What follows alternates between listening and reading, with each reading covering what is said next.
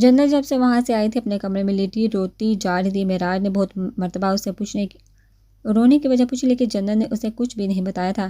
جنت کے مسلسل رونے پر معراج نے جانان کو بتایا تو وہ اسی سے پوچھنے آئی، جنت میری جان کیا ہوا؟ ماں کا محبت بڑا لمس محسوس کر کے جنت اٹھی اور اسے لپٹ کر پھوٹ پھوٹ کر رو دی۔ ماما میں کیا کروں، وہ ناراض ہو گئے ہیں، مجھ سے بہت زیادہ ناراض، سمجھ نہیں آ رہا کیسے مناؤں ان کو۔ جنت کی بار بار جانان حیران اور پریشان ہو کر ہو گئی، پوری بات بتاؤ مجھے بیٹا، ہوا کیا ہے؟ جانان نے اس کو اپنے ساتھ محبت سے لگاتے ہوئے پوچھا تو جنت نے روتے ہوئے اسے ہر بات بتا دی۔ اب میں کیا کروں ماما، مجھے تو سمجھ میں نہیں آ رہا کہ وہ مجھ سے چاہتے کیا ہیں، مجھے سمجھ نہیں آ رہا وہ کیوں ناراض ہیں یا کیسے مناؤں انہیں۔ اپنی بیٹی کی معصومیت پر جانان مسکرائے بغیر نہیں رہ سکی۔ جنت بالکل اس کے جیسی ہی تو تھی، معصوم اور بدو، بالکل جانان کی طرح۔ دو خاندانوں کو پھر سے جوڑنے کی کڑی تھی جنت۔ تمہیں بھروسہ ہے مجھ پر جنت؟ جانان کے پوچھنے پر جنت نے فوراً ہاں میں سر ہلایا۔ تو پھر جیسا میں کہتی ہوں بالکل ویسا کرو اور دیکھنا تمہارا دوست تم سے بالکل بھی ناراض نہیں ہوگا۔ جانان کی بات سن کر جنت جلدی سے سیدھی ہو اپنے آنسو پونچھ دیے۔ بتائیے ماما میں کیا کروں؟ جنت کے بے چینی سے پوچھنے پر جانان نے مسکراتے ہوئے اسے سب سمجھایا۔ لیکن ماما اگر پاپا کو پتہ چل گیا کہ میں نے ایک لڑکے سے ایسا کہا ہے تو؟ جنت نے گھبراتے ہوئے پوچھا۔ تمہارا دوست صرف کوئی لڑکا نہیں ہے، بہت خاص ہے، اور جانتی ہو کیوں؟ کیونکہ وہ تمہارے دل میں ہے، اور اپنے بابا کی فکر مت کرو، کچھ زیادہ ہی بگاڑ لیا ہے انہیں، میں نے سدھار لوں گی۔ جانان کی بات پر جنت کھلکھلاتے ہوئے ہنسی اور اس کے گلے سے لگی، آپ اس دنیا کے سب سے بیسٹ ماما ہیں۔ جنت نے جانان کا منہ چوم کر کہا، اس کے گلے سے لگا مسکرا دی، کم از کم اب وہ جانتی تھی کہ اسے کیا کرنا تھا، کچھ بھی ہو جائے وہ بس اپنے دوست کو منانا چاہتی تھی۔ 3 دن ہو چکے تھے ان دونوں کو سکردو میں ہوار ہوتے ہوئے، لیکن راگا کا کچھ پتہ نہیں چلا تھا، اب ہانیہ کی انتہا ہو چکی تھی۔ آنس مجھے سمجھ نہیں آ رہا کہ اب ہم کیا کریں گے، بس ہمارا وقت ضائع ہو رہا ہے جہاں کر کچھ نہیں۔ ہانیہ کے غصے سے کہنے پر انس نے گہرا سانس لیا۔ ہانیہ کے لیے کام اتنا ہی آسان ہوتا تو اس وقت آرمی راگا کے پاس ہوتی۔ میں نہیں چاہتا کہ ہم ارد گرد سے راگا کا پوچھ کر پھر سے کسی مصیبت میں پھنس جائے۔ انس کے بعد میں حکمت عملی تھی، لیکن ہانیہ کیا کرتی، وہ ہر پل اپنی بہن کی پریشانی میں ہلکان ہو رہی تھی۔ میں اسے کھو نہیں سکتی، انس بہت معصوم ہے وہ۔ اب کی بار ہانیہ پوری ہمت کر کے پھوٹ پھوٹ کر رو دی تھی۔ انس نے لاچاری سے اس کے کندھے پر ہاتھ رکھا تھا۔ اللہ تعالیٰ پر بھروسہ رکھو ہانی، وہ ضرور ہمارے لیے کوئی نہ کوئی وسیلہ اپنا دیں گے۔ ہانیہ نے ہاں میں سر ہلائے اور اپنے آنسو پونچھ کر اسے دیکھا۔ میرا اتنا ساتھ دینے کے لیے شکریہ انس، میں حیران ہوں کہ آج کی دنیا میں بھی کوئی ایسا شخص موجود ہے جو بغیر کسی لالچ کے کسی کی خاطر اپنی جان داؤ پر لگا دے۔ ہانیہ کی بات پر انس ہلکا سا مسکرا دیا، یہی ہم سپاہیوں کی زندگی ہے ہانیہ، ہمیں یوں ہی بغیر کسی غرض کے اس ملک کی خاطر جینا ہوتا ہے تاکہ اس ملک کا ہر باشندہ آزادی سے سانس لے سکے۔ ہانیہ نے مسکرا کر انس کو دیکھا۔ تو اتنا تو مجھے پتا ہے کہ مجھ سے جان چھڑوانے کے لیے آپ نے آرمی کی جاب چھوڑ دی تھی، پھر یہ آئی بی کی طرف کب آئے؟ انس اسے ماضی کو یاد کر کے گہرا سانس لیا۔ میں آرمی نہیں چھوڑ پایا تھا ہانیہ، کیونکہ ہم سپاہیوں کی نوکری کا ٹائم پیریڈ ہوتا ہے، اس سے پہلے ہم نوکری نہیں چھوڑ سکتے۔ میں نے ریزگنیشن بھیجا ضرور تھا لیکن وہ قبول نہیں ہوا۔ پھر ہانیہ نے دلچسپی سے پوچھا، جنرل شاہی نے مجھے اپنے پاس بلایا، مجھ سے نوکری چھوڑنے کی وجہ پوچھی اور میری وجہ بتانے پر انہوں نے ہی مجھے آئی بی میں شفٹ کروا دیا تاکہ میں وہ کر پاؤں جو میں کرنا چاہتا تھا، ملک کی خدمت۔ کیا وجہ بتائی تھی آپ نے جنرل کو؟ ہانیہ کا دل نہ جانے کیوں سے سوال پر بہت زور سے دھڑکا تھا، یہ کہ ملک کی خدمت کرنا چاہتا ہوں، کسی لیفٹیننٹ کرنل کی نہیں۔ انس کی آنکھ دبا کر کہنے پر ہانیہ ہلکا سا ہنسی۔ آپ کو پتہ ہے میں ہمیشہ سے آرمی میں جانا چاہتی تھی، اپنے بابا جیسی بننا چاہتی تھی، ہیرو تھے وہ میرے اور وانلی کے۔ پھر اچانک ہانیہ بولتے بولتے خاموش ہوئی تھی۔ پھر میری پھپھو کی ڈیتھ ہوگی، ان کے گھر میں کسی نے گھس کر انہیں اور 7 چاچو کو مار دیا، اس کے بعد میرے بابا بالکل بدل گئے۔ وہ ہمارا خیال رکھتے تھے، ہماری ہر خواہش ہر ضرورت پوری کرتے تھے، لیکن کبھی بھی ہمیں پہلے جیسا پیار نہیں کرتے تھے۔ ہانیہ کی پلکیں اب نم ہو چکی تھی۔ میں ان کے پاس رہنا چاہتی تھی، ان کو بتانا چاہتی تھی، ان کے سینے پر سر رکھے بغیر مجھے اور وانی کو نیند نہیں آتی تھی، لیکن وہ تو بس مجھے ڈانٹ کر بھگا دیتے۔ ہانیہ نے بے دردی سے اپنے آنسو پونچھے۔ میں نے خود سے وعدہ کیا تھا انس کہ میں بڑی ہو کر آرمی میں جاؤں گی، ان کے جیسے بہادر بنوں گی، تو شاید تب وہ مجھے پہلے جیسے گلے لگا کر کہیں گے کہ میں ان کا غرور ہوں، وہ اس دنیا میں سب سے زیادہ بس ہم دینوں کو چاہتے ہیں۔ ہانیہ کی آواز غم سے بہت زیادہ تار ہو چکی تھی۔ لیکن انہوں نے مجھے آرمی میں جانے نہیں دیا کیونکہ وہ بہادر نہیں انس ایک ڈرپوک انسان ہے، بہت زیادہ ڈرپوک۔ اب کی بار ہانیہ اپنی مٹھیاں غصے سے بیچ چکی تھی۔ Now I hate him. Ions جو انہوں نے وانی کے ساتھ کیا، For that I hate him. Hania نے دانت کچکچا کر کہا۔ آئنس نے اسے بے بسی سے دیکھا۔ میں والدین سر کو بہت زیادہ نہیں جانتا، لیکن اتنا ضرور جانتا ہوں کہ وہ شخص بزدل نہیں، بس اپنی بیوی اور بیٹی کو کھونے سے ڈرتا ہے۔ جانتی ہو کیوں؟ کیونکہ بہت سے اور ہر چیز سے زیادہ تم تینوں کو چاہتا ہے۔ اس بات کا اظہار نہیں کرتا، لیکن تم تینوں کے لیے وہ مر بھی سکتا ہے۔ میں اتنا ہی کہوں گا ہانیہ، کبھی اپنے باپ کی محبت پر شک نہ کرنا، وہ تم سے بھی زیادہ چاہتے ہیں۔ آنس نے اس کے کندھے پر ہاتھ رکھا اور وہاں سے اٹھ کر چلا گیا، جبکہ ہانیہ بس کھوئے ہوئے اس کی کہی ہر بات پر غور کرتی جا رہی تھی۔ ایمان کو آج معراج لان میں لے کر آیا تھا۔ ویسے تو ایمان باہر نہیں نکلتی تھی، لیکن آج آپ نے دوست کی بات مان کر آگے تھے، اب بہت زیادہ انجوائے کر رہی تھی، تو تم فیل ہو گئے تھے۔ ایمان نے لان میں موجود جھولے پر بیٹھتے ہوئے ہنس کر کہا، ہاں ہو گیا تھا، اور ٹیچر نے کہا کہ میں ورلڈ ریکارڈ بنا سکتا ہوں فیل ہونے کا۔ معراج کی بات پر ایمان کہہ کر لگا کر ہنسی۔ کوئی بات نہیں، میں بہت لائق ہوں، تمہیں پڑھاؤں گی نا، تو فرسٹ آؤ گے تم۔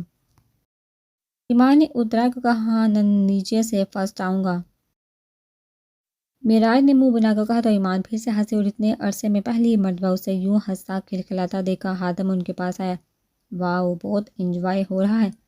حاتم کی آواز پر ایمان کی ہنسی گل ہو چکی تھی، اب وہ بس کھڑے ہو کر ہاتھ باندھے حاتم کو دیکھ رہی تھی۔ ایمان بیٹا آپ اندر جاؤ، مجھے معراج سے بات کرنی ہے۔ ایمان نے فوراً حاتم کا حکم مانا اور گھر کے اندر چلی گئی۔ تمہارا شکر ہے معراج، تم میری ایمان کی خوشیاں واپس لے آئے، ورنہ میں تو امید ہی ہار چکا تھا۔ معراج ان کی بات پر مسکراتا، شکریہ کی ضرورت نہیں انکل، ایمان دوست ہے میری، مجھے اچھا لگتا ہے اس کو خوش دیکھ کر۔ حاتم مسکرا دیا، دراصل میں اسے اپنی سیاسی مصروفیات کی وجہ سے وقت ہی نہیں دے پاتا، اس لیے وہ ہچکچاتی ہے مجھ سے، لیکن میں حیران ہوں معراج کہ اتنے کم وقت میں تم میری بیٹی کی خوشی بان گئے، اس لیے میری ایک خواہش ہے معراج۔ جی انکل۔ معراج خواہش کی بات سن کر گھبرایا تھا۔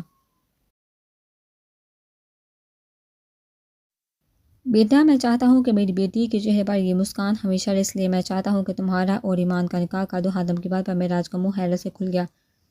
لیکن انکل، میں جانتا ہوں بیٹا کہ بیٹی کا باپ ہونے کے ناطے مجھے یہ بات نہیں کرنی چاہیے، لیکن میری بیٹی کی خوشیاں مجھے خود غرض بنا رہی ہے معراج۔ میں جانتا ہوں کہ تم اسے ہمیشہ خوش رکھو گے، کہ تم بہت زیادہ اچھے انسان ہو۔ معراج ان کی بات پر خاموش ہو گیا۔ میں بڑے بابا سے بات کروں گا انکل، وہ ضرور مان جائیں گے۔ حاتم نے معراج کو اپنے گلے سے لگایا اور کندھوں سے پکڑ کر فخریہ مسکان کے ساتھ اسے دیکھا۔ شکریہ میرے بیٹے، تم مان ہو میرا، اور مجھے فخر ہے کہ تم سچ میں میرے بیٹے بننے والے ہو۔ حاتم کا فخر دیکھا معراج مسکرا دیا۔ میں جانتا ہوں کہ تم بھی ایمان کو پسند کرتے ہو نا؟ حاتم کے سوال پر معراج شرما دیا اور آہستہ سے ہاں میں سر ہلایا۔ ہاں ہاں ہاں، ماشاء اللہ، دعا ہے تم دونوں ہمیشہ خوش رہو، انشاءاللہ۔ حاتم نے معراج کے کندھے پر ہاتھ رکھ کر کہا تو معراج مسکرا دیا۔ اس نے فیصلہ کر لیا تھا آج جاتے ہی وہ شایان سے اس بارے میں بات کرے گا اور اسے یہ بھی بتائے گا کہ ایمان اس کی بھی خواہش تھی۔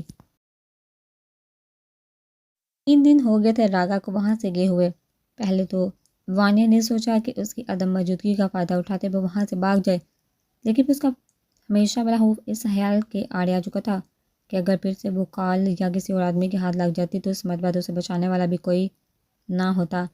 اسے یاد آیا کہ کس طرح راگا نے ہر پل اس کی حفاظت کی تھی، کس طرح اس پر ہر حق ہوتے ہوئے بھی اس نے وانیہ سے کوئی زور زبردستی نہیں کی تھی، کس طرح اس کو دیکھتے ہی وانیہ کا دل زور زور سے دھڑکنے لگتا۔ لیکن کیا یہ سب اسے اچھا بنانے کے لیے کافی تھا؟ کیا وہ بھول جاتی کہ چاہے اس نے وانیہ کے لیے بہت کچھ کیا تھا، ہے تو وہ ایک قاتل ہی۔ اپنے دل و دماغ کے درمیان چلنے والی اس جنگ پر وانیہ پھول پھول کر رونے لگی تھی، پر لیٹے لیٹے اس کا دھیان اپنی کلائی پر بندھے گلابی دھاگے پر گیا جو اسے ہانیہ نے باندھا تھا۔ کاش تم یہاں ہوتی ہانی، تو میں اتنی بے بس نہ ہوتی۔ تم کتنی بہادر ہو ہانی، کتنی عقل مند، اور میں بہت بیوقوف اور ڈرپوک ہوں ہانی۔ وانیہ اپنی بہن کو یاد کرتے ہوئے پھول پھول کر رونے لگی تھی۔ میں کیا کروں ہانی، مجھے کوئی سمجھ نہیں آتا، میں کیا کروں، پلیز تم مجھے ڈھونڈ لو نا۔ وانیہ نے دھاگے کو ہونٹوں سے لگاتے ہوئے کہا اور رونے لگی۔ روتے ہوئے وہ کس وقت سو چکی تھی اس کا اسے بھی اندازہ نہیں ہوا۔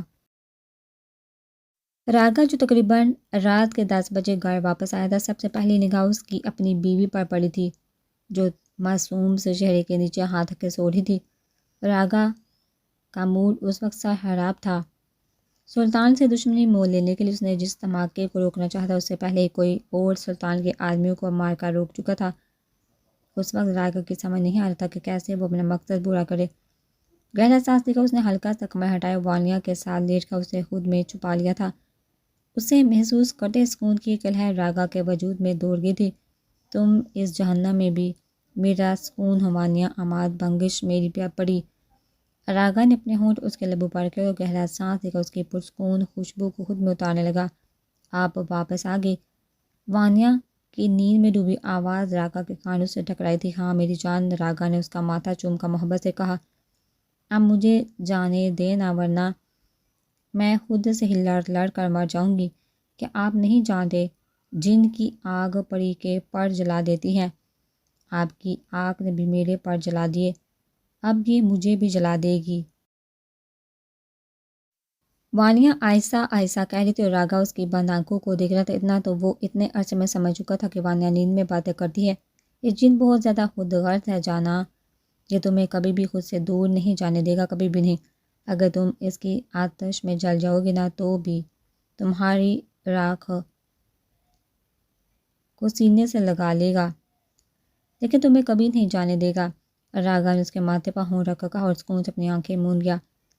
سالار کو گھر واپس آتے رات کے 10 بج چکے تھے۔ اس کی پارٹی کے ممبران اسے عوام کے مسائل سے آگاہ کرتے رہے تھے اور سالار اب خود سے وعدہ کر چکا تھا کہ ان مسائل کو حل کرنے کی اپنی ہر ممکن کوشش کرے گا۔ گھر واپس آتے ہی جمال پریشانی سے اس کے پاس آیا۔ نمبر کیوں بند تھا آپ کا بھائی، اور آپ میرے بغیر کیوں گئے تھے؟ جمال کی پریشانی پر سالار مسکرائے بغیر نہ رہ سکا۔ میں بالکل ٹھیک ہوں جمال، فکر مت کرو، اپنی حفاظت خود کر سکتا ہوں میں، اور موبائل تو میں نے میٹنگ کی وجہ سے بند کیا تھا۔ کیوں خیریت؟ سالار نے اس کی پریشانی دیکھتے ہوئے پوچھا۔ بھائی وہ جنت شام سے آئی اور آپ کا انتظار کر رہی ہے۔ جنت کے نام پر ہی سالار ٹھٹکا تھا۔ جنت کس کے ساتھ آئی؟ میرے ساتھ۔ ایک عورت کی آواز پر سالار نے فوراً پلٹ کر اپنے سامنے کھڑی اس عورت کو دیکھا۔ ایک پل لگا تھا سالار کو اسے پہچانے میں۔ جانو حالا؟ سالار نے مسکرا کر کہا تو جنان اس کے پاس ہے۔ روتے ہوئے اسے اپنے گلے سے لگا لی۔ آج کتنے سالوں بعد وہ اپنے لاڈلے بھانجے کو دیکھ رہی تھی جو ماں سے بھی زیادہ اپنی جانو حالا سے پیار کرتا تھا۔ کتنے بڑے ہو گئے ہو تم؟ جانا نے اسے دور ہو کر نم آنکھوں سے مسکراتے ہوئے سالار کو دیکھا۔ ابھی کیسی ہے سالار؟ جنان کی کچھ بات سالار نے نرمی سے ان کی آنکھوں سے آنسو پونچھ دیے۔ بالکل ٹھیک ہے حالا، اور فکر مت کرے، بہت جلد میں سب ٹھیک کر کے انہیں یہاں لے کر آؤں گا۔ جنان نم آنکھوں سے مسکرائی اور ہاں میں سہلایا۔ سالار کا دھیان جنت پر گیا جو دروازے میں منہ بسوڑے کھڑی تھی۔ غصہ ہے تم سے، شام سے انتظار کر رہی ہے وہ تمہارا۔ شایان گھر نہیں تھے تو میں اسے یہاں لے آئی۔ سالار ان کی بات پر مسکرایا۔ آئیے حالا اندر بیٹھ کر باتیں کرتے ہیں، سالار نے جنان جو کندھے سے پکڑ کر کہا۔ نہیں بیٹا، مجھے گھر جانا ہے، میرا آج اکیلا پریشان ہو رہا ہوگا، میں بس تم سے ملنے آئی تھی، اب چلوں گی۔ جنان نے محبت سے اس کا گال تھام کر کہا تو جانے کی بات سن کر جنت آگے بڑھی۔ تم یہیں رکو جنت، سالار تمہیں گھر چھوڑ دے گا؟ جنان نے سوالیہ نظروں سے سالار کو دیکھتے ہوئے کہا تو سالار نے ہاں میں سر ہلا دیا۔ جمال تم حالا کو چھوڑو۔ ارے نہیں، ڈرائیور کے ساتھ آئی ہوں، میں چلی جاؤں گی، لیکن تم جلد ہی جنت کو گھر چھوڑ جانا۔ جنان نے مسکرا کر کہا اور سالار کے ساتھ محبت سے ہاتھ آ کر وہاں سے چلی گئی۔ سالار نے جنت کو دیکھا جو دانت پیس کر سالار کو دیکھ رہی تھی۔ بہت ناراض ہوں میں آپ سے۔ اس کی بات پر سالار مسکرائے بغیر نہیں رہ سکا۔ جہاں تک مجھے یاد ہے کسی بات کا اقرار کر کے تم نے میری ناراضگی کو مٹانا تھا، نہ کہ خود ناراض ہونا تھا۔ سالار نے مسکرا کر اس کو یاد کروایا۔ کیوں کوئی اقرار کروں میں؟ آپ نے میرے لیے کیا ہی کیا ہے؟ کبھی کچھ اسپیشل کیا ہے میرے لیے؟ جنرل نے اترا کر پوچھا اور اس کی شرارت کو سمجھا سالار مسکرا دیا۔ کیا اسپیشل چاہیے تمہیں؟